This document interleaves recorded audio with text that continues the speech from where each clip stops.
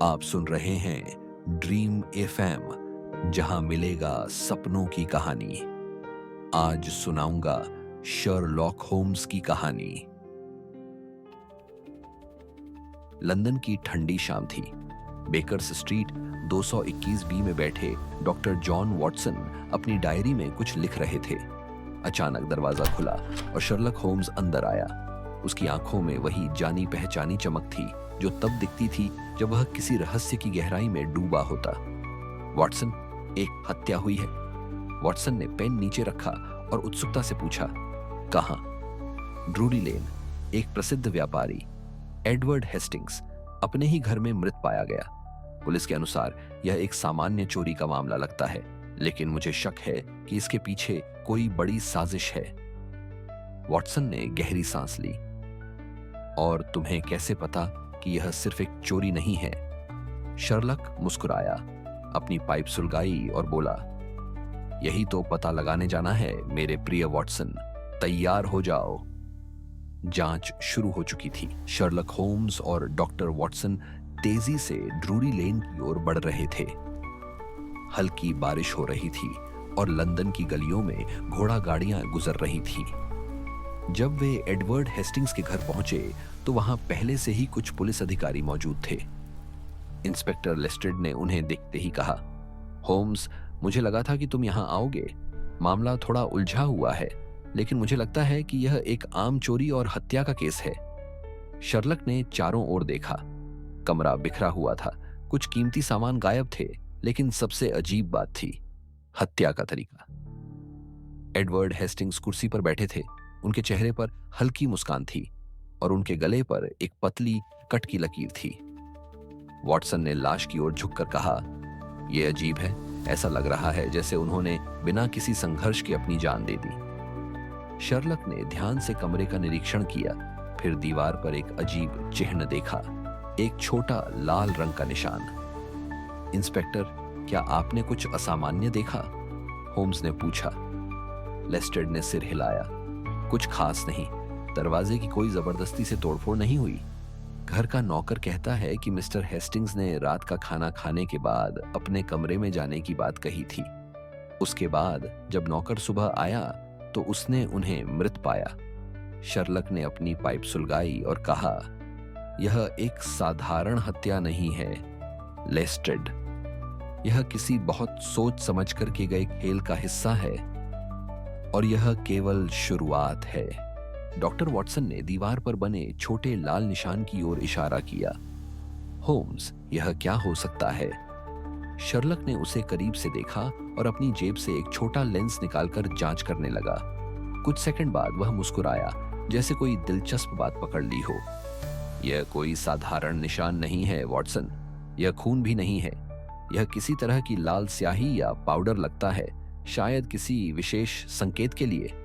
Inspector लेस्ट्रेड ने भौहें चढ़ाईं। क्या तुम्हें लगता है कि हत्यारे ने जानबूझकर इसे छोड़ा है? होम्स ने पाइप का एक कश लिया और कहा, बिल्कुल, ये एक संदेश हो सकता है, लेकिन किसके लिए और क्यों? घर का नौकर आता है इसी बीच। घर का नौकर हेनरी कमरे में दाखिल हुआ। वह थोड़ा घबराया हुआ लग रहा था। सर, मुझे कुछ याद आया। कल रात जब सर एडवर्ड ने अपना डिनर लिया तो उन्होंने किसी से मिलने की बात कही थी, लेकिन मैंने घर में किसी और को आते जाते नहीं देखा। किसी से मिलने? वॉटसन ने पूछा। क्या उन्होंने कोई नाम लिया? हेनरी ने सिर हिलाया। नहीं सर, लेकिन उन्होंने कहा था कि यह मुलाकात बहुत महत्वपूर्ण है और उन्होंने मुझे जल्दी सोने के लिए कहा था। शर्लक ने मुस्कुराते हुए कहा, दिलचस्प। कोई आया तो था, लेकिन दरवाजे से नहीं, और उन्होंने मिलने की बात छुपाई भी। फिर उसने वॉटसन की ओर देखा। हमें घर के पिछले हिस्से की जांच करनी होगी। लेस्ट्रेड ने सिर हिलाया। ठीक है, लेकिन जल्दी करो। हमें इस केस को जल्द से जल्द हल करना होगा। क्या एडवर्ड हेस्टिंग्स ने खुद किसी को बुलाया था? क्या लाल निशान का कोई मतलब था? और हत्यारा कौन हो सकता था? शर्लक होम्स, डॉक्टर वॉटसन और इंस्पेक्टर लेस्ट्रेड एडवर्ड हेस्टिंग्स के घर के पिछले हिस्से की ओर बढ़े। पिछला दरवाजा अंदर से बंद था, लेकिन होम्स ने जल्दी से उसकी पड़ताल की और जमीन पर हल्के पैरों के निशान देखे। देखो वॉटसन, कोई यहां से अंदर आया था, होम्स ने फर्श पर इशारा करते हुए कहा। ये निशान हल्के हैं, इसका मतलब है कि आने वाला व्यक्ति सावधानी से चल रहा था। लेस्ट्रेड ने माथे पर शिकन डालते हुए कहा, लेकिन यह दरवाजा अंदर से बंद था, तो हत्यारा बाहर कैसे निकला? शर्लक ने मुस्कुराते हुए कहा, यही तो हमें पता लगाना है। एक गुप्त सुराग होम्स ने दीवार पर लगे एक छोटे शेल्फ को गौर से देखा और फिर एक किताब खींची। तभी एक हल्की सी आवाज हुई और दीवार का एक हिस्सा थोड़ा सा खिसक गया। अद्भुत, वॉटसन ने चौंकते हुए कहा। होम्स ने दरवाजा पूरी तरह से खोला। यह एक संकरा रास्ता था जो शायद घर के किसी गुप्त भाग में जाता था। अब यह मामला और रोचक हो गया है, होम्स ने कहा। लेस्ट्रेड ने जल्दी से एक कांस्टेबल को इशारा किया। जाओ, टॉर्च लेकर आओ, हमें देखना होगा कि यह रास्ता कहां जाता है। रास्ते के अंत में तीनों धीरे धीरे संकरे रास्ते से आगे बढ़े। रास्ते की दीवारों पर धूल जमी थी और ऐसा लग रहा था कि यह काफी समय से इस्तेमाल नहीं हुआ था। कुछ मिनटों बाद वे एक छोटे कमरे में पहुंचे। वहां एक मेज थी जिस पर कुछ कागज बिखरे हुए थे। ये दस्तावेज किसी महत्वपूर्ण सौदे के लगते हैं, वॉटसन ने कहा उन्हें उठाते हुए। लेकिन इससे पहले कि वे कुछ और जांच पाते, अचानक एक हल्की सी सरसराहट हुई। कोई यहां है, होम्स फुसफुसाया। सभी तुरंत सतर्क हो गए। क्या हत्यारा अभी भी घर के अंदर था? होम्स, वॉटसन और लेस्ट्रेड कमरे में पूरी तरह सतर्क खड़े थे। हल्की सरसराहट सुनाई दी, मानो कोई छुपने की कोशिश कर रहा हो।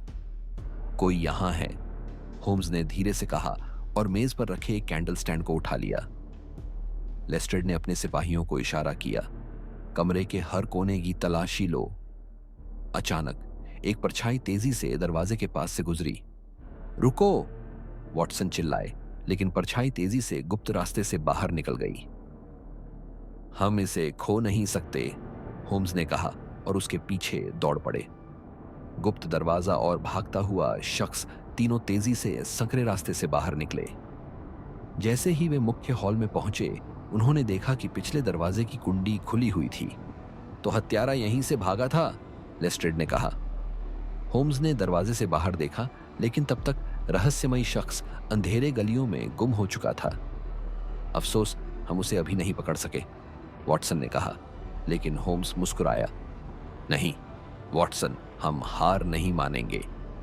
उसने जमीन पर एक छोटी सी चीज उठाई, एक सुनहरा बटन, और यह सबूत हमारे हत्यारे को खोजने में मदद करेगा। अब सवाल यह था, यह बटन किसका था? शर्लक होम्स ने सुनहरे बटन को ध्यान से देखा।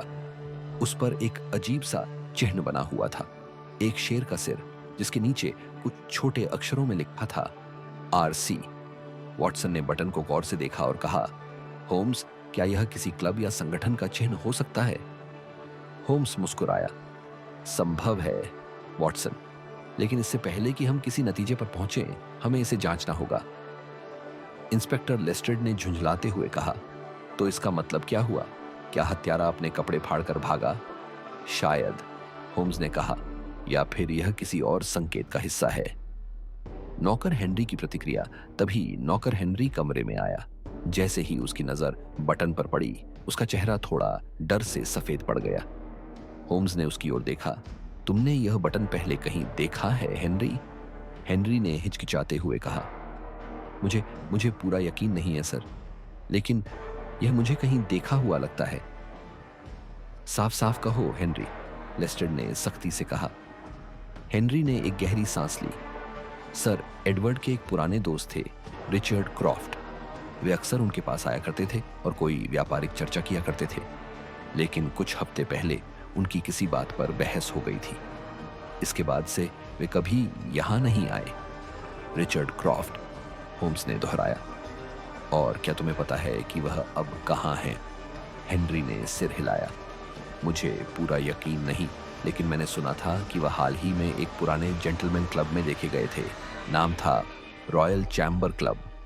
होम्स ने मुस्कुराकर बटन की ओर इशारा किया। RC यानी रॉयल चैम्बर क्लब। अब उन्हें अगला सुराग मिल चुका था। Richard Croft. क्या वह हत्यारा था या फिर कोई और साजिश छुपी थी? शर्लक होम्स, डॉक्टर वॉटसन और इंस्पेक्टर लेस्ट्रेड लंदन के सबसे पुराने और प्रतिष्ठित क्लबों में से एक रॉयल चैम्बर क्लब की ओर बढ़ रहे थे। हल्की बारिश हो रही थी और गैस लैंप की रोशनी में क्लब की भव्य इमारत और भी रहस्यमयी लग रही थी। यह क्लब सिर्फ अमीर और प्रभावशाली लोगों के लिए है, वॉटसन ने कहा। अगर रिचर्ड क्रॉफ्ट यहाँ का सदस्य है तो वह कोई मामूली आदमी नहीं होगा। बिल्कुल सही, वॉटसन, होम्स ने जवाब दिया। और यह भी संभव है कि हेस्टिंग्स की हत्या के पीछे कोई बड़ा राज छिपा हो। क्लब के अंदर तीनों क्लब में दाखिल हुए। अंदर एक शानदार माहौल था। चमचमाते झूमर, महंगे कालीन और दर्जनों रईस लोग जो शराब और सिगार के साथ बातचीत कर रहे थे। होम्स ने एक वेटर को बुलाया और धीरे से पूछा, रिचर्ड क्रॉफ्ट कहाँ है? वेटर ने उनकी ओर संदेह से देखा, लेकिन फिर धीरे से इशारा किया। वह वहां पीछे के कमरे में है। लेकिन क्या? वॉटसन ने पूछा। वह आज बहुत गुस्से में लग रहे हैं। उन्होंने किसी से झगड़ा किया था और अब अकेले बैठे हैं। रिचर्ड क्रॉफ्ट से मुलाकात। होम्स, वॉटसन और लेस्ट्रेड ने कमरे में प्रवेश किया। वहां कोने में एक लंबा, ठोस शरीर वाला आदमी बैठा था। उसकी आंखें गहरी और थकी हुई लग रही थीं। होम्स ने उसके सामने जाकर बैठते हुए कहा, रिचर्ड क्रॉफ्ट, मैं शर्लक होम्स हूं। रिचर्ड ने सिर उठाया। उसकी आंखों में एक झलक आई, लेकिन वह शांत बना रहा। आपको मुझसे क्या चाहिए? उसने गहरे स्वर में पूछा। लेस्ट्रेड ने बटन निकालकर उसकी ओर बढ़ाया। क्या यह आपका है? रिचर्ड ने बटन देखा, फिर हल्का सा मुस्कुराया। ओह, तो तुम लोग हेस्टिंग्स की हत्या के मामले की जांच कर रहे हो? दिलचस्प। क्या तुमने उसे मारा? वॉटसन ने सीधे पूछा। रिचर्ड की हंसी गूंज उठी। अगर मैंने किया होता तो तुम मुझसे यहां सवाल नहीं पूछ रहे होते। होम्स ने गौर से उसे देखा। तो फिर सच क्या है? रिचर्ड तो थोड़ी देर चुप रहा, फिर धीरे से बोला, सच यह है कि हेस्टिंग्स किसी बड़ी परेशानी में था और वह अकेला नहीं था। क्या मतलब? लेस्ट्रेड ने पूछा।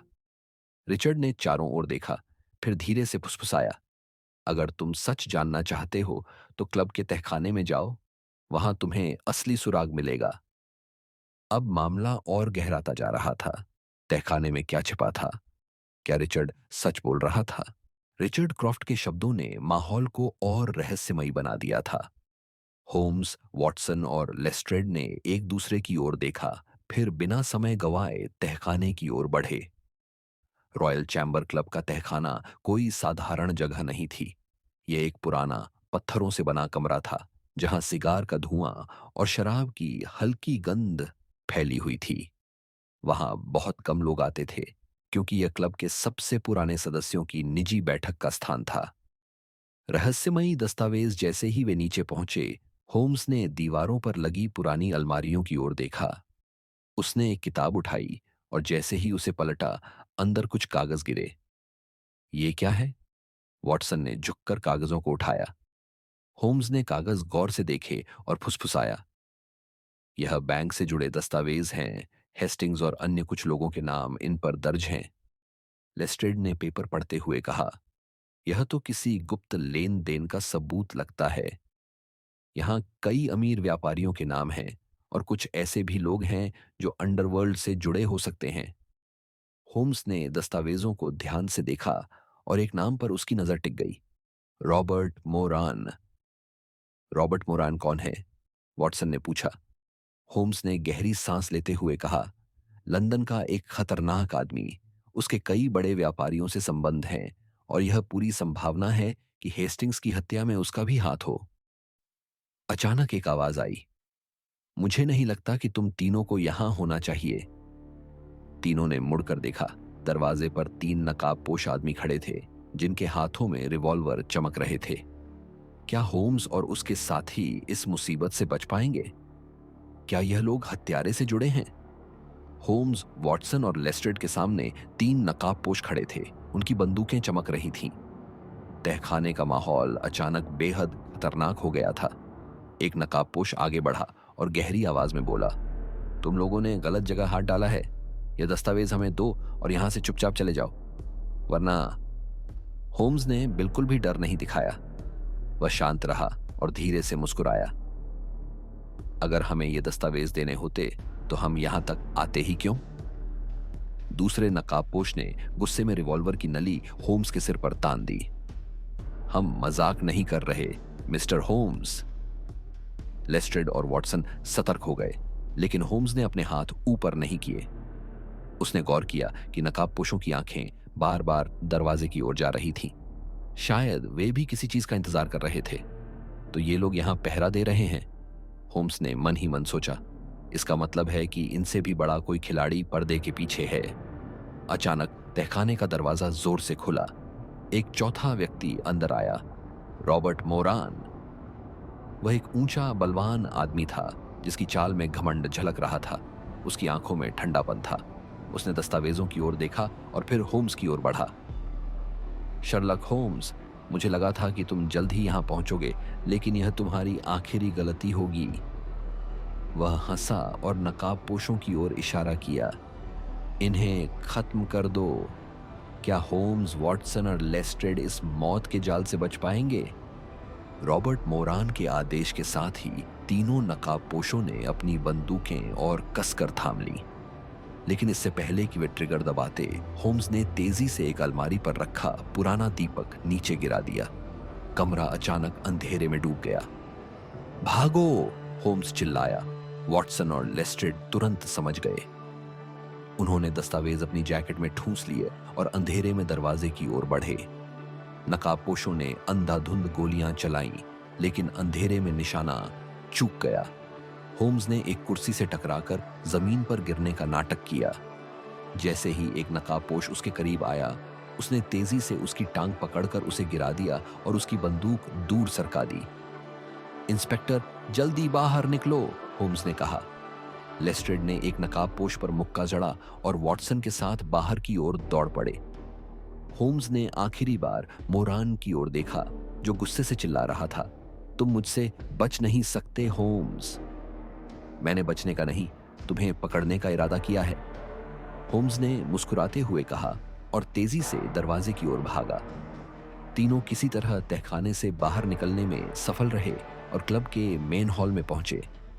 अब हमें पता चल गया कि इस खेल का मास्टरमाइंड कौन है, वॉटसन ने हाँफते हुए कहा।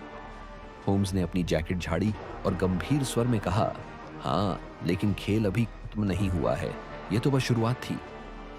अब उनके पास रॉबर्ट मोरान के खिलाफ सबूत थे, लेकिन क्या यह साबित कर पाएंगे कि एडवर्ड हेस्टिंग्स की हत्या में उसका हाथ था?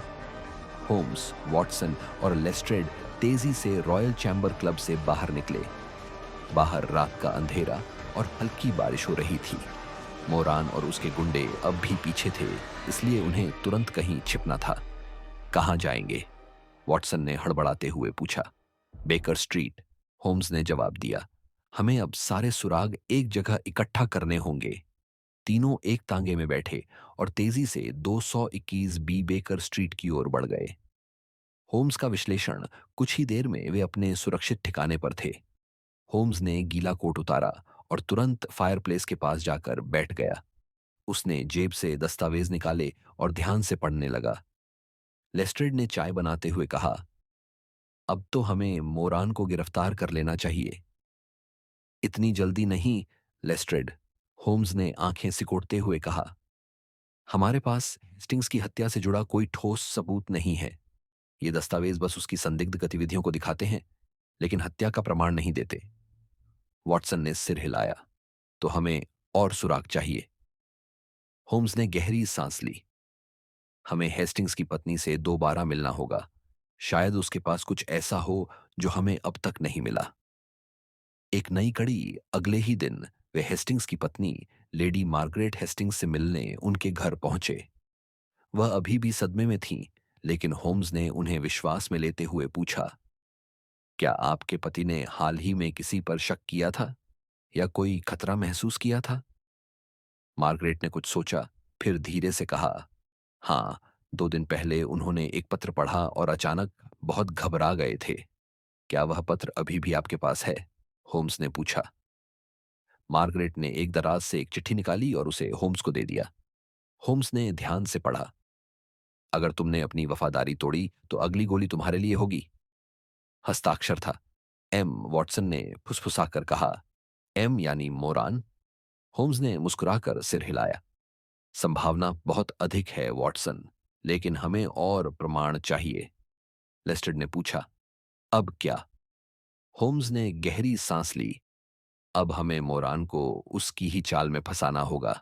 शर्लक होम्स, वॉटसन और लेस्ट्रेड के सामने अब मोरान को पकड़ने का बड़ा सवाल था। उनके पास उसके खिलाफ कुछ अहम सुराग थे। रॉयल चैम्बर क्लब के दस्तावेज और हेस्टिंग्स को मिली धमकी भरी चिट्ठी। लेकिन ये सबूत हत्या को सीधे साबित नहीं करते थे। हमें मोरान को ऐसा कुछ करने पर मजबूर करना होगा जिससे वह खुद फंस जाए, होम्स ने धीरे से कहा। वॉटसन ने उत्सुकता से पूछा, कैसे? हमें उसे यह यकीन दिलाना होगा कि उसके खिलाफ पक्के सबूत मिल चुके हैं और पुलिस उसे कभी भी गिरफ्तार कर सकती है। लेस्ट्रेड मुस्कुराए। तुम्हारा मतलब है हम उसे डराकर गलती करने पर मजबूर करेंगे? बिल्कुल, इंस्पेक्टर, होम्स ने कहा। लेकिन हमें यह भी देखना होगा कि वह हमें ही धोखा न दे जाए। जाल बिछाया गया। होम्स ने योजना बनाई। उन्होंने अखबार में एक नकली खबर छपवाई कि पुलिस को हेस्टिंग्स की हत्या के मामले में एक नया और निर्णायक सबूत मिल गया है। इस खबर का मुख्य संदिग्ध रॉयल चैम्बर क्लब का एक प्रभावशाली सदस्य बताया गया, लेकिन नाम नहीं दिया गया। अब देखते हैं कि मोरान इस पर कैसे प्रतिक्रिया देता है, होम्स ने कहा। मोरान की चाल अगले ही दिन खबर पढ़ने के बाद मोरान बेचैन हो गया। उसका गुस्सा और डर उसके आदमियों पर साफ दिख रहा था। एक गुप्त सूत्र ने होम्स को बताया कि मोरान ने तुरंत अपने कुछ भरोसेमंद लोगों से मुलाकात की थी। वह चाहता था कि जो भी यह नया सबूत पुलिस के हाथ लगा है उसे किसी भी हालत में नष्ट कर दिया जाए। बस यही चाहिए था, होम्स ने कहा। अब वह यह देखने के लिए तैयार था कि मोरान अगला कदम क्या उठाता है। लेकिन इसी बीच एक चौंकाने वाली खबर आई। रॉयल चैम्बर क्लब के एक और सदस्य की रहस्यमयी हत्या हो गई थी। क्या यह मोरान की नई चाल थी या फिर इस खेल में कोई और भी शामिल था? सुबह का अखबार एक नई सनसनीखेज खबर से भरा था। रॉयल चैम्बर क्लब के एक और सदस्य की संदिग्ध हत्या। होम्स, वॉटसन और लेस्ट्रेड ने जैसे ही यह खबर पढ़ी, वे तुरंत अपराध स्थल की ओर रवाना हो गए। अपराध स्थल पर हत्या उसी क्लब के एक सदस्य सर जेम्स कॉलिंस की हुई थी। वह एक प्रभावशाली व्यापारी थे और हेस्टिंग्स के करीबी दोस्तों में से एक थे। उन्हें उनके ही घर में गोली मारी गई थी और गोलीबारी की कोई आवाज किसी ने नहीं सुनी थी। लेस्ट्रेड ने गहरी सांस लेते हुए कहा, लगता है हत्यारा सबूत मिटाने की कोशिश कर रहा है। होम्स ने कमरे की बारीकी से जांच की। उन्होंने देखा कि मेज पर एक अधखुला लिफाफा पड़ा था। उसमें एक छोटा सा कागज था जिस पर लिखा था, मैं अब और इंतजार नहीं कर सकता, हमें आज ही मिलना होगा। M Watson फुसफुसाए। एम यानी मोरान। यह साफ है कि वही इन हत्याओं के पीछे है। होम्स ने धीरे से सिर हिलाया। संभावना है, लेकिन यह इतना आसान नहीं हो सकता। एक नया सुराग। होम्स ने मेज पर पड़े दस्तावेजों को पलटते हुए एक और दिलचस्प चीज देखी। एक सोने की घड़ी जो जमीन पर गिरी हुई थी। उन्होंने उसे उठाया और ध्यान से देखा। घड़ी के पीछे एक नाम खुदा हुआ था, सीए। यह किसका नाम हो सकता है? वॉटसन ने पूछा। होम्स ने मुस्कुराते हुए कहा, पता लगाने का समय आ गया है। सर जेम्स कॉलिंस की हत्या ने मामले को और जटिल बना दिया था। अब सवाल यह था कि क्या यह हत्या मोरान ने की थी या कोई और भी इस खेल में शामिल था। होम्स ने उस सोने की घड़ी को ध्यान से देखा जिस पर सीए खुदा हुआ था। सीए किसके नाम के इनिशियल्स हो सकते हैं? वॉटसन ने उत्सुकता से पूछा। होम्स ने सोचते हुए कहा, हमें रॉयल चैम्बर क्लब की सदस्य सूची की जांच करनी होगी। अगर यह घड़ी यहां गिरी है तो यह जरूर किसी महत्वपूर्ण व्यक्ति की होगी। क्लब के रिकॉर्ड्स। होम्स, वॉटसन और लेस्ट्रेड क्लब के ऑफिस पहुंचे। वहां क्लब के पुराने रजिस्टर में एक नाम उभर कर सामने आया, चार्ल्स एश्टन। Charles Ashton? तो ये घड़ी चार्ल्स एश्टन की है, लेस्ट्रेड ने कहा। हमें उससे पूछताछ करनी चाहिए। होम्स ने सिर हिलाया।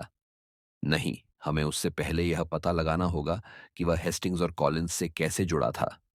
अगर वह अपराध में शामिल है, तो सीधा सामना करना खतरे से खाली नहीं होगा। चार्ल्स एश्टन की जांच। होम्स ने अपने कुछ गुप्त सूत्रों से जानकारी इकट्ठी की। पता चला कि चार्ल्स एश्टन एक अमीर निवेशक था और वह हेस्टिंग्स और कॉलिंस दोनों के साथ एक गुप्त व्यापारिक योजना में शामिल था। वॉटसन ने कहा, तो क्या यह हत्याएं पैसों की लड़ाई का नतीजा है? होम्स ने गहरी सांस ली। संभावना है, लेकिन हमें अभी और सबूत चाहिए। लेस्ट्रेड ने पूछा, अब क्या? होम्स मुस्कुराया। अब हमें चार्ल्स एश्टन से एक अप्रत्याशित मुलाकात करनी होगी। क्या चार्ल्स एश्टन इस खेल का असली मास्टरमाइंड था, या वह भी मोरान की तरह किसी और के इशारों पर नाच रहा था? शाम के समय होम्स, वॉटसन और लेस्ट्रेड ने चार्ल्स एश्टन के घर जाने का फैसला किया। उनका मकसद था देखना कि वह हेस्टिंग्स और कॉलिंस की हत्याओं से कैसे जुड़ा है। चार्ल्स एश्टन का घर एक शानदार हवेली थी, जो लंदन के सबसे महंगे इलाकों में थी। दरवाजे पर दस्तक देने के कुछ ही देर बाद एक नौकर ने दरवाजा खोला। मी एश्टन घर पर है? लेस्ट्रेड ने पूछा। नौकर झिझकते हुए बोला, जी हाँ, लेकिन वह अभी व्यस्त हैं। तभी एक भारी आवाज आई, उन्हें अंदर आने दो। चार्ल्स एश्टन दरवाजे के पास आ गया। वह एक ऊंचे कद का 60 के आसपास का व्यक्ति था। उसकी आंखों में घबराहट साफ झलक रही थी। मुझे अंदाजा था कि तुम लोग मुझ तक पहुंचोगे, उसने गहरी सांस लेते हुए कहा। पहला सवाल, हत्या का कनेक्शन? एश्टन, हेस्टिंग्स और कॉलिंस आपकी बिजनेस डील में शामिल थे। अब दोनों मारे जा चुके हैं। क्या यह सिर्फ संयोग है? एश्टन का चेहरा सफेद पड़ गया। मैंने उन्हें नहीं मारा। सच कहूं तो मुझे भी डर लग रहा है। मुझे लगता है कि मेरी जान को भी खतरा है। लेस्ट्रेड ने कठोर स्वर में कहा, अगर आप निर्दोष हैं तो बताइए कि असली अपराधी कौन है? एश्टन ने इधर उधर देखा, फिर धीरे से फुसफुसाया, रॉयल चैम्बर क्लब में बहुत से लोग हैं जो कुछ भी कर सकते हैं, लेकिन एक नाम मेरे दिमाग से नहीं निकलता। एक नया नाम, Alexander Graves. Alexander Graves? Watson ने हैरानी से पूछा। हाँ, एश्टन ने कहा, वह क्लब के अंदर सबसे गुप्त आदमी है। दिखने में वह एक साधारण व्यापारी लगता है, लेकिन उसका असली धंधा कुछ और ही है। होम्स ने आंखें संकरी कर ली। तो क्या वह इस हत्या के पीछे हो सकता है? मुझे नहीं पता, एश्टन ने कांपती आवाज में कहा, लेकिन अगर कोई वास्तव में इस खेल का मास्टरमाइंड है तो वह वही हो सकता है। चार्ल्स एश्टन की बातों ने मामले को और उलझा दिया था। Alexander Graves royal chamber club का एक नामचीन सदस्य, लेकिन उसकी असली पहचान पर अब तक पर्दा पड़ा हुआ था। वॉटसन ने चिंतित स्वर में पूछा, होम्स, क्या हमें सीधे ग्रेव्स से मिलना चाहिए? होम्स ने सिर हिलाया। नहीं, हमें पहले यह जानना होगा कि वह किस तरह का व्यक्ति है और उसके पास क्या ताकतें हैं। जल्दबाजी हमें मुसीबत में डाल सकती है। ग्रेव्स की परछाई। होम्स ने अपने कुछ पुराने संपर्कों के जरिए ग्रेव्स के बारे में जानकारी इकट्ठी करनी शुरू की। कुछ ही घंटों बाद एक गुप्त सूत्र से अहम जानकारी मिली। ग्रेव्स सिर्फ एक व्यापारी नहीं है, उसके संपर्क शहर के अंधेरे कोनों तक फैले हुए हैं। कई गैरकानूनी सौदों में उसका नाम लिया जाता है, लेकिन कभी भी कोई ठोस सबूत नहीं मिला। वह अपने दुश्मनों को बिना आवाज उठाए खत्म कर देता है। लेस्ट्रेड ने हैरानी से कहा, तो इसका मतलब है कि अगर हेस्टिंग्स और कॉलिंस उसकी राह में रोड़ा बन रहे थे तो उसने उन्हें मरवा दिया। होम्स ने हल्की मुस्कान के साथ कहा, संभावना है, लेकिन हमें और सबूत चाहिए। अगर ग्रेव्स असली अपराधी है तो हमें यह भी जानना होगा कि वह मोरान से कैसे जुड़ा है। रॉयल चैम्बर क्लब में प्रवेश रात होते ही होम्स ने एक नई योजना बनाई। हमें ग्रेव्स के करीब जाना होगा, लेकिन बिना शक पैदा किए। वॉटसन ने चौंक कर पूछा, क्या मतलब? रॉयल चैम्बर क्लब में घुसने का एक ही तरीका है, किसी सदस्य के रूप में, लेस्ट्रेड ने कहा, लेकिन हम में से कोई भी सदस्य नहीं है। होम्स ने रहस्यमयी मुस्कान के साथ कहा, लेकिन मुझे लगता है कि सर जेम्स कॉलिंस के नाम पर एक मेहमान पास अभी भी उपलब्ध होगा। क्या होम्स ग्रेव्स के करीब पहुंच पाएगा? या यह चाल उसे और खतरे में डाल देगी? शर्लक होम्स ने अपनी योजना बना ली थी, रॉयल चैम्बर क्लब में घुसकर अलेक्जेंडर ग्रेव्स के इरादों को समझना। लेकिन यह इतना आसान नहीं था। क्लब में सिर्फ प्रतिष्ठित सदस्य या उनके मेहमान ही प्रवेश कर सकते थे। क्लब में घुसने की तैयारी होम्स ने सर जेम्स कॉलिंस के नाम पर एक फर्जी निमंत्रण तैयार करवाया। वह अब खुद को एडवर्ड टर्नर नाम के एक व्यापारी के रूप में पेश करने वाला था। तुम अकेले अंदर जाओगे? वॉटसन ने चिंतित स्वर में पूछा। हाँ, होम्स ने मुस्कुराते हुए कहा, अगर हम तीनों एक साथ गए तो शक पैदा होगा। तुम दोनों क्लब के बाहर रहोगे। अगर मैं मुसीबत में पड़ूं तो मुझे निकालने के लिए तैयार रहना। लेस्ट्रेड ने सिर हिलाया। ठीक है, लेकिन ज्यादा जोखिम मत उठाना। क्लब के अंदर रात के 8 बजे होम्स एडवर्ड टर्नर के रूप में रॉयल चैम्बर क्लब में दाखिल हुआ। क्लब अंदर से शानदार था। बड़े बड़े झूमर, महंगे फर्नीचर और ऊंची सोसाइटी के सदस्य। बार के पास होम्स की नजर अलेक्जेंडर ग्रेव्स पर पड़ी। वह एक शांत लेकिन प्रभावशाली शख्सियत लग रहा था, ध्यान से लोगों की हरकतें देखता हुआ, जैसे कोई शिकार की तलाश कर रहा हो। पहली मुलाकात होम्स ने ग्रेव्स के पास जाकर हल्की मुस्कान के साथ कहा, मुझे लगता है कि हम पहले कभी मिल चुके हैं। ग्रेव्स ने हल्की हंसी के साथ जवाब दिया, शायद, लेकिन मैं याद नहीं कर पा रहा। आप कौन हैं? एडवर्ड टर्नर, होम्स ने जवाब दिया। मैं सर जेम्स कॉलिंस का करीबी था। उनकी मौत से मैं बहुत दुखी हूं। ग्रेव्स के चेहरे पर कोई भाव नहीं आया। उसने धीरे से कहा, दुखद है, लेकिन बिजनेस की दुनिया में कुछ लोग ज्यादा देर नहीं टिकते। होम्स ने उसकी आंखों में झांका। क्या यह महज एक टिप्पणी थी, या उसने इशारों में अपना अपराध स्वीकार कर लिया था? अब क्या? होम्स ने एक नए रहस्य को महसूस किया। क्या ग्रेव्स सच में इन हत्याओं के पीछे था, या फिर यह सब कुछ और बड़ा था? और तभी एक वेटर होम्स के पास आया और फुसफुसाया, किसी ने आपके नाम एक संदेश छोड़ा है। होम्स ने छोटा सा कागज खोला। तुम्हें यहां नहीं होना चाहिए। बाहर निकलो, जब तक देर ना हो। एक शुभ चिंतक। अब सवाल यह था, क्या होम्स को वाकई खतरा था, या यह सिर्फ उसे डराने की कोशिश थी? होम्स ने कागज की चिट्ठी को ध्यान से पढ़ा। तुम्हें यहां नहीं होना चाहिए। बाहर निकलो, जब तक देर न हो। एक शुभ चिंतक। वह कुछ देर शांत खड़ा रहा, फिर धीरे से बार की ओर बढ़ा और एक पेय मंगवाया, जैसे कुछ हुआ ही ना हो। उसकी नजरें अब भी अलेक्जेंडर ग्रेव्स पर थीं, जो किसी और व्यक्ति से बातचीत कर रहा था। वॉटसन और लेस्ट्रेड क्लब के बाहर इंतजार कर रहे थे।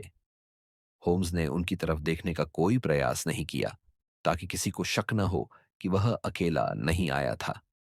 क्या यह कोई जाल था? होम्स ने अपने गिलास को धीरे से उठाया और उसमें बर्फ के टुकड़ों को घुमाने लगा। यह उसका सोचना का तरीका था। अगर कोई मुझे क्लब से बाहर निकलने के लिए कह रहा है, तो इसका मतलब ये है कि या तो मेरी पहचान उजागर हो चुकी है, या फिर कोई मेरी मदद करना चाहता है। तभी ग्रेव्स की नजर होम्स से मिली। एक पल के लिए उसकी आंखों में एक अलग सी चमक आई, जैसे वह होम्स को पहचानने की कोशिश कर रहा हो। माय टर्नर, आपको क्लब में देखकर अच्छा लगा, ग्रेव्स ने कहा। आप व्यापार में रुचि रखते हैं? होम्स ने हल्की मुस्कान के साथ कहा, बिल्कुल, खासकर जब सौदा सही हो। ग्रेव्स ने अपना गिलास उठाया और हल्की हंसी के साथ कहा, फिर हमें एक दिन मिलकर बात करनी चाहिए। खतरा बढ़ता जा रहा था। होम्स को महसूस हो रहा था कि कोई उसे लगातार देख रहा है। उसने हल्के से अपनी गर्दन मोड़ी और देखा, एक आदमी कोने में बैठा था, जिसकी निगाहें उसी पर टिकी थीं। क्या यही वह व्यक्ति है जिसने मुझे चेतावनी दी, या फिर यह कोई और था जो यह सुनिश्चित करना चाहता था कि होम्स क्लब में न रुके? अब क्या होगा? होम्स को अब एक फैसला लेना था। एक, क्लब में रहकर ग्रेव्स से और जानकारी निकाले। दो, या बाहर निकलकर यह पता लगाए कि उसे चेतावनी देने वाला कौन था। क्या होम्स सही समय पर फैसला ले पाएगा, या वह किसी जाल में फंसने वाला था? भीतर रहूं या बाहर जाऊं? होम्स के सामने अब दो रास्ते थे। या तो क्लब में रहकर ग्रेव्स से और जानकारी निकाले, या बाहर जाकर यह पता लगाए कि उसे चेतावनी देने वाला कौन था। वह कुछ सेकंड के लिए रुका, फिर धीरे से अपना गिलास टेबल पर रखा और एक वेटर को इशारा किया। मुझे जरा ताजी हवा चाहिए। वह धीरे धीरे बाहर की ओर बढ़ा, लेकिन उसकी हर हरकत पर नजर रखने वाला शख्स अब भी वहीं बैठा था। क्लब के बाहर बाहर निकलते ही होम्स ने जल्दी से चारों ओर नजर दौड़ाई। सर्द रात की हवा में हल्की धुंध छाई हुई थी। दूर एक गली के कोने में एक लंबी परछाई हिलती दिखी। होम्स ने धीमे कदमों से उस ओर बढ़ना शुरू किया। रुकिए, एक धीमी आवाज आई। होम्स ने अपने कोट के अंदर हाथ डाला, जहां उसका रिवॉल्वर छिपा था। अंधेरे से एक आदमी बाहर आया। उसकी टोपी नीचे झुकी हुई थी, जिससे उसका चेहरा आधा छिपा हुआ था। कौन हो तुम?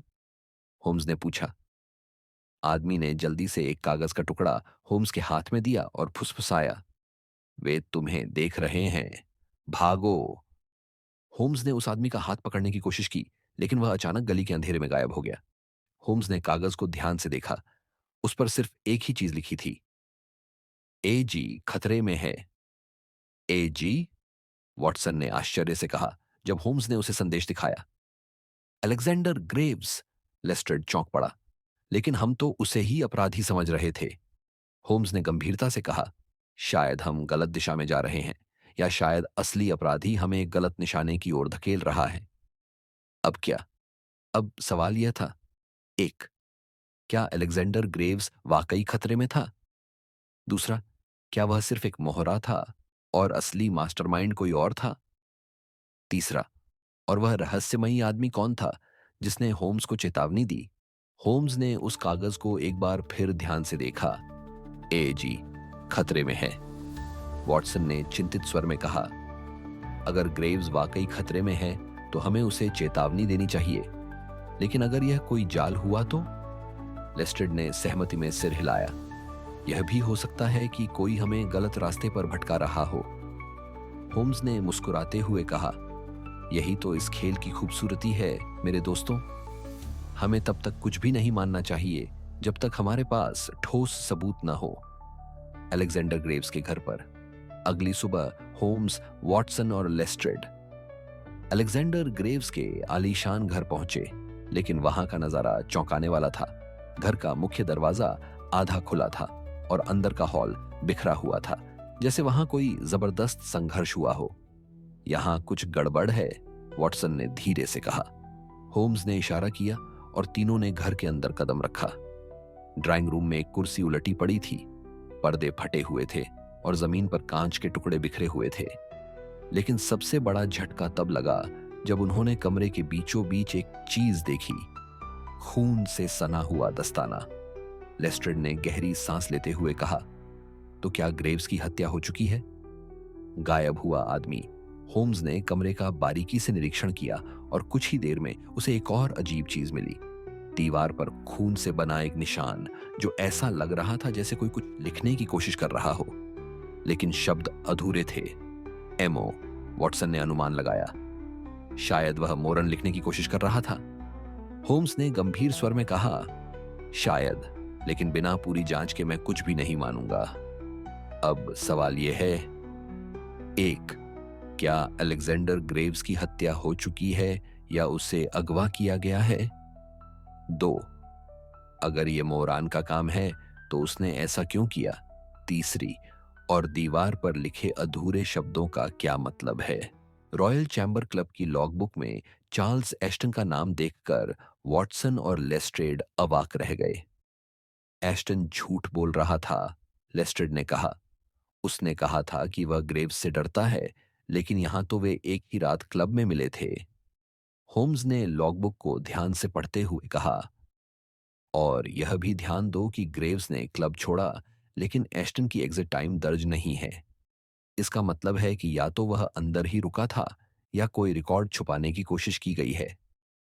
वॉटसन ने संदेह से कहा, क्या एस्टन ही असली मास्टरमाइंड हो सकता है? होम्स ने धीरे से सिर हिलाया। हमारे पास अभी पक्के सबूत नहीं हैं, लेकिन एक बात तो तय है, एस्टन कुछ छिपा रहा है। चार्ल्स एस्टन से सामना अगले दिन होम्स और वॉटसन एस्टन के घर पहुंचे। दरवाजा खटखटाने पर नौकर ने बताया, मालिक अब भी सो रहे हैं। लेकिन होम्स बिना कोई समय गंवाए सीधे अंदर चला गया और ऊपर की ओर बढ़ा। जब उसने एशन के कमरे का दरवाजा खोला तो दृश्य चौंकाने वाला था। चार्ल्स एस्टन अपने बेड पर बेसुध पड़ा था और टेबल पर एक खाली शराब की बोतल थी। वॉटसन ने जल्दी से उसकी नब्ज देखी। यह जिंदा है, लेकिन किसी ने इसे कोई नशीली चीज दी है। लेस्ट्रेड ने कमरे की तलाशी ली और उसे एक फटी हुई चिट्ठी मिली जिसमें लिखा था, तुमने बहुत बोल दिया एस्टन, अगली बार तुम नहीं बचोगे। एम। अब शक और गहरा हो गया। होम्स ने गहरी सांस ली। तो मोरान अब भी खेल में है और ऐसा लग रहा है कि उसने एस्टन को चुप करने की कोशिश की है। लेस्ट्रेड ने कहा, हमें एस्टन के होश में आने का इंतजार करना होगा। शायद यही आदमी हमें सच तक पहुंचाने की कुंजी हो। लेकिन तभी एक गोली खिड़की से अंदर आई और सिर के पास दीवार में जा धंसी। कोई नहीं चाहता कि एस्टन जिंदा रहे, वॉटसन चिल्लाया। होम्स ने जल्दी से खिड़की की ओर देखा, लेकिन वहां सिर्फ एक परछाई दिखी जो तुरंत गायब हो गई। खिड़की से चली गोली दीवार में धंस गई थी, लेकिन होम्स जानता था कि यह महज चेतावनी नहीं थी। एस्टन का कत्ल करने की पूरी कोशिश की गई थी। वॉटसन ने जल्दी से खिड़की से बाहर झांका, लेकिन बाहर सिर्फ अंधेरा था। शूटर बहुत तेज था, लेस्ट्रेड ने कहा। या तो वह पहले से तैयार था या उसे पता था कि हम यहां आने वाले हैं। होम्स ने धीरे से सिर हिलाया। यह सिर्फ संयोग नहीं हो सकता। इसका मतलब है कि एस्टन जानता है कि असली मास्टरमाइंड कौन है। चार्ल्स एस्टन जागता है। कुछ देर बाद वॉटसन की देखरेख में एस्टन को होश आ गया। उसकी आंखों में डर था। तुम लोग यहां क्यों आए हो? उसने कांपते हुए कहा। होम्स ने कड़े स्वर में पूछा, ग्रेव्स कहां है? एस्टन ने घबराकर इधर उधर देखा, फिर धीरे से कहा, मुझे नहीं पता, लेकिन मैं जानता हूं कि अगला कौन मरेगा। वॉटसन और लेस्ट्रेड चौंक गए। कौन? होम्स ने ठंडे स्वर में पूछा। एस्टन ने कांपते हुए जवाब दिया, मैं। एक और चेतावनी तभी घर के मुख्य दरवाजे से एक धमाके की आवाज आई। लेस्ट्रेड ने तुरंत अपना रिवॉल्वर निकाला, लेकिन जब वे बाहर पहुंचे तो वहां सिर्फ एक चीज रखी थी, एक और चिट्ठी। होम्स ने उसे उठाया और पढ़ा। अब समय आ गया है होम्स, खेल खत्म हो रहा है। एम। लेस्ट्रेड ने गुस्से में कहा। मोरान, अब वो खुलकर सामने आ रहा है। लेकिन होम्स की आंखें गहरी सोच में डूबी थीं। उसने धीरे से कहा, शायद, या फिर हमें कोई और इस तरफ धकेल रहा है। अब सवाल यह है, एक, क्या एस्टन सच में अगला शिकार होगा? दो, मोरान यह सब खुद कर रहा है या वह भी किसी के इशारे पर चल रहा है? तीसरा, खेल सच में खत्म होने वाला है या यह महज शुरुआत है? चार्ल्स एस्टन कांपते हुए बिस्तर पर बैठा था। बाहर से आई गोली, रहस्यमयी चिट्ठी और होम्स की पैनी नजरों ने माहौल को और तनावपूर्ण बना दिया था। अगर तुम सच जानते हो तो हमें बताओ, होम्स ने सख्त लहजे में कहा। एस्टन ने गहरी सांस ली। तुम नहीं समझोगे होम्स, इस खेल में जो दिखता है वो होता नहीं। ग्रेव्स भी यही मानता था, और अब देखो वो कहां है। तो ग्रेव्स मरा नहीं है? वॉटसन ने हैरानी से पूछा। एस्टन ने सिर झुका लिया। मुझे नहीं पता, लेकिन अगर वो जिंदा है तो बहुत मुश्किल में है। एक और सुराग। होम्स ने ध्यान से कमरे का निरीक्षण किया। टेबल पर एक पुरानी तस्वीर रखी थी। ग्रेव्स, एस्टन और कुछ अन्य लोग एक साथ किसी पार्टी में खड़े थे। लेकिन होम्स की नजर गई एक अजीब चीज पर। तस्वीर में एक आदमी की शक्ल पर स्याही लगा दी गई थी, मानो कोई उसकी पहचान छिपाना चाहता हो। होम्स ने तस्वीर उठाई और कहा, यह आदमी कौन है? एस्टन के चेहरे का रंग उड़ गया। तुम्हें यह तस्वीर कहां मिली? यही तो मैं पूछ रहा हूं, यह आदमी कौन है? होम्स ने दोहराया। एस्टन ने धीरे से कहा, अगर मैंने उसका नाम लिया तो मैं कल तक जिंदा नहीं रहूंगा। एक नई साजिश, लेस्ट्रेड ने गुस्से में कहा। अगर तुम्हें पता है कि असली मास्टरमाइंड कौन है तो हमें बताओ, एस्टन ने कांपते हुए कहा। वो आदमी मोरान से भी ज्यादा खतरनाक है। मोरान सिर्फ उसका मोहरा है। असली खेल कोई और खेल रहा है और हमें बस वही दिख रहा है जो वो चाहता है। होम्स ने धीरे से मुस्कुराया। तो अब यह मामला और दिलचस्प हो गया। होम्स ने तस्वीर को ध्यान से देखा। जिस व्यक्ति की शक्ल पर स्याही लगी थी उसके कपड़े बाकी लोगों से अलग थे, ज्यादा शाही, ज्यादा प्रभावशाली। तुम सही कह रहे हो एस्टन, होम्स ने कहा, यह आदमी सिर्फ कोई आम इंसान नहीं, बल्कि एक ताकतवर शख्स है।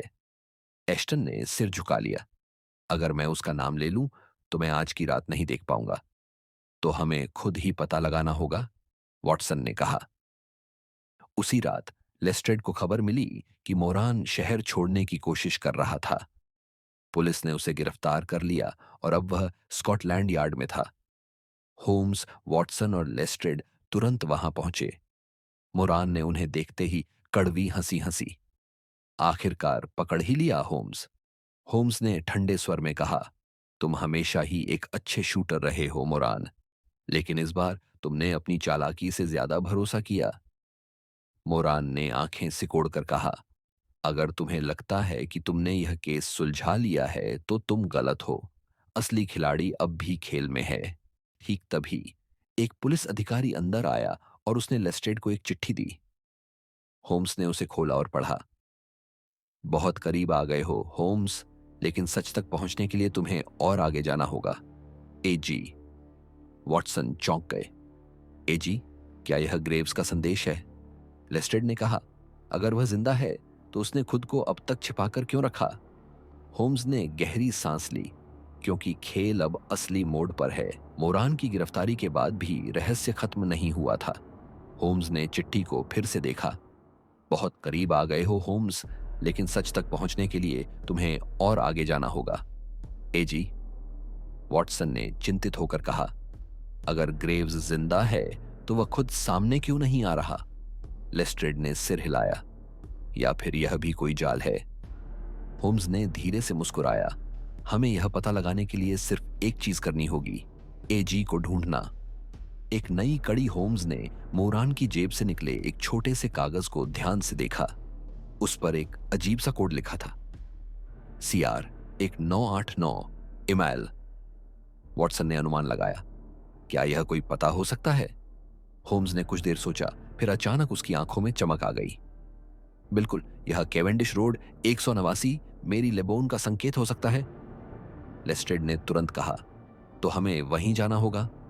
Cavendish road 189। जब वे उस पते पर पहुंचे तो वह एक पुराना सुनसान घर था। दरवाजा अंदर से बंद था, लेकिन खिड़की से हल्की रोशनी दिख रही थी। होम्स ने धीरे से दरवाजे को धक्का दिया। वह खुल गया। वे धीरे धीरे अंदर दाखिल हुए। कमरा खाली था, लेकिन टेबल पर कुछ कागज बिखरे हुए थे। उनमें से एक पर लिखा था, आखिरी मोहरा गिरने वाला है, कल रात 12 बजे, रॉयल चैम्बर क्लब। वॉटसन ने फुसफुसाकर कहा, यह तो साफ है कि कोई बड़ी घटना होने वाली है। होम्स ने गंभीरता से कहा, हमें वहां पहले से ही मौजूद रहना होगा। शायद यही इस खेल का आखिरी दांव होगा। रॉयल चैम्बर क्लब में आधी रात का समय। हर कोने में रहस्यमयी सन्नाटा पसरा था। होम्स, वॉटसन और लेस्ट्रेड पहले ही अंदर पहुंच चुके थे। अगर यह कोई जाल है तो हम इसे समय रहते भांप सकते हैं, लेस्ट्रेड ने फुसफुसाकर कहा। होम्स ने धीमे स्वर में उत्तर दिया, नहीं, यह जाल नहीं, यह खेल का आखिरी दांव है। एक छुपा हुआ मेहमान। जैसे ही घड़ी ने 12 बजाए, क्लब का मुख्य दरवाजा खुला। अंदर एक लंबी कदकाठी का आदमी दाखिल हुआ, चार्ल्स एश्टन। वॉटसन ने चौंक कर कहा, तो एश्टन ही आखिरी मोहरा था। लेकिन तभी दूसरी ओर से एक और परछाई निकली, अलेक्जेंडर ग्रेव्स। तो वह जिंदा है, लेस्ट्रेड ने दबी आवाज में कहा। ग्रेव्स ने कमरे में आते ही कहा, अब यह खेल खत्म होने का समय आ गया है। असली मास्टरमाइंड कौन? होम्स चुपचाप खड़ा रहा। उसने धीरे से कहा, हाँ, यह खत्म होने वाला है, लेकिन सिर्फ तब जब असली मास्टरमाइंड बेनकाब होगा। ग्रेव्स हंसा। तुम क्या कहना चाहते हो, होम्स? होम्स ने अपनी जेब से वही पुरानी तस्वीर निकाली जिसमें एक आदमी की शक्ल स्याही से ढकी हुई थी। उसने एक छोटा सा केमिकल उस पर छिड़का और जैसे ही स्याही हटी, सभी दंग रह गए। Charles Ashton! वॉटसन चिल्लाए। एश्टन के चेहरे का रंग उड़ गया। खेल खत्म? तो असली मास्टरमाइंड एश्टन था, लेस्ट्रेड ने गुस्से में कहा, और मोरान सिर्फ उसका मोहरा था। होम्स ने सिर हिलाया।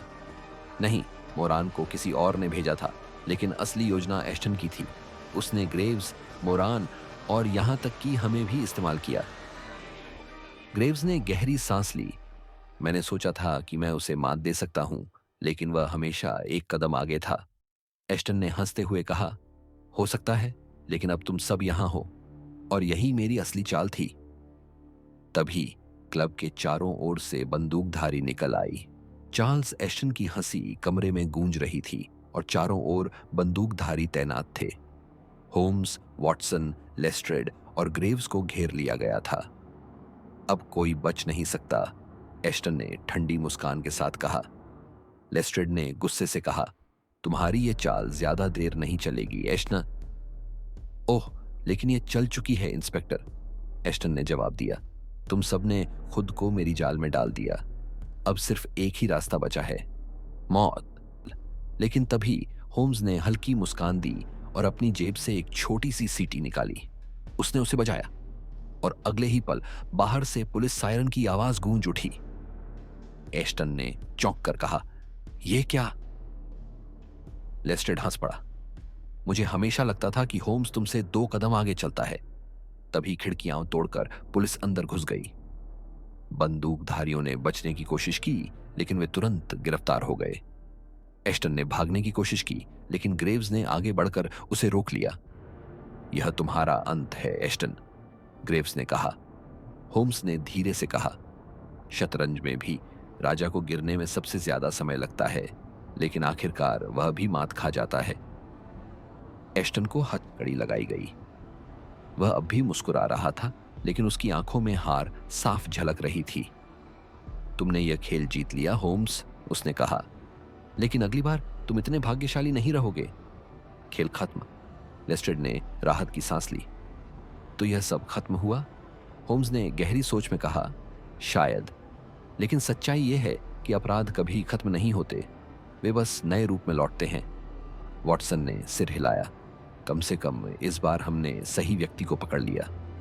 चार्ल्स एस्टन को गिरफ्तार किया जा चुका था, उसके गुर्गों को भी पकड़ा गया, लेकिन होम्स अभी भी शांत था, मानो कुछ सोच रहा हो। वॉटसन ने कहा, अब सब खत्म हो चुका है होम्स। एस्टन मास्टरमाइंड था और वह अब जेल में है। लेकिन होम्स ने धीरे से सिर हिलाया। नहीं वॉटसन, कुछ ना कुछ अभी भी छिपा है। एक और सुराग, लेस्ट्रेड ने उत्सुकता से पूछा। क्या तुम्हें अब भी शक है? होम्स ने जेब से वही चिट्ठी निकाली जिस पर एजी के नाम से हस्ताक्षर थे। अगर एस्टन मास्टरमाइंड था तो उसने हमें यह चेतावनी क्यों दी? ग्रेव्स ने कहा, शायद वह चाहता था कि तुम मोरान को पकड़ो, या शायद। होम्स रुका, फिर धीरे से कहा, शायद मास्टरमाइंड कोई और था और एस्टन भी किसी के इशारों पर काम कर रहा था। सच्चाई का सामना लेस्ट्रेड और वॉटसन हैरान रह गए। तो क्या इसका मतलब है कि असली अपराधी अब भी बाहर है? होम्स ने धीरे से सिर हिलाया। हमें आखिरी कड़ी खोजनी होगी। एस्टन सिर्फ एक मोहरा था, असली खिलाड़ी अब भी पर्दे के पीछे छिपा है। रात गहरी हो चुकी थी, लेकिन होम्स की आंखों में अब भी वही चमक थी, जैसे वह किसी बड़े रहस्य को हल करने के करीब हो। चार्ल्स एस्टन को गिरफ्तार किया जा चुका था, लेकिन वह अब भी मुस्कुरा रहा था। तुमने सोचा कि तुमने यह खेल जीत लिया होम्स, एस्टन ने कहा, लेकिन सच्चाई यह है कि तुमने सिर्फ मेरी परछाई को पकड़ा है। वॉटसन ने गुस्से से कहा, अब भी पहेलियां ही बुझाओगे? होम्स ने गहरी सांस ली। क्योंकि वह सच कह रहा है वॉटसन, असली मास्टरमाइंड एस्टन नहीं था। होम्स ने अपनी जेब से वही चिट्ठी निकाली जिस पर एजी के हस्ताक्षर थे। एजी का मतलब अलेक्जेंडर ग्रेव्स नहीं था, होम्स ने कहा, बल्कि इसका मतलब था एड्रियन ग्रेगरी। लेस्ट्रेड चौंक गया। Adrian Gregory? वह तो एक प्रसिद्ध उद्योगपति है। ग्रेव्स ने सिर झुका लिया। और वही इस खेल का असली मास्टरमाइंड है। असली अपराधी एड्रियन ग्रेगरी, जो हमेशा पर्दे के पीछे था, एस्टन और मोरान को अपने मोहरे की तरह इस्तेमाल कर रहा था। होम्स ने कहा, वह हमेशा छिपकर खेलता था। उसने एस्टन को हमें गुमराह करने के लिए आगे किया, लेकिन असली अपराधी वही था। लेस्ट्रेड तुरंत हरकत में आ गया। हमें एड्रियन ग्रेगरी को गिरफ्तार करना होगा। खेल खत्म। एड्रियन ग्रेगरी को आखिरकार गिरफ्तार कर लिया गया। जब उसे ले जाया जा रहा था, उसने होम्स की ओर देखा और मुस्कुराया। शानदार खेल था होम्स, लेकिन अगली बार मैं बेहतर चाल चलूंगा। होम्स ने कहा, अगर अगली बार हुआ तो मैं वहीं रहूंगा। के अंधेरे में वॉटसन ने कहा, तो यह सच में खत्म हुआ? होम्स ने पाइप जलाते हुए कहा, अपराध खत्म नहीं होते वॉटसन, वे बस नए रूप में लौटते हैं। लेकिन जब तक मैं हूं, वे कभी जीत नहीं पाएंगे। कैसा लगा आज की कहानी? हमें कमेंट में बताइएगा। तो मिलते हैं किसी और वीडियो में।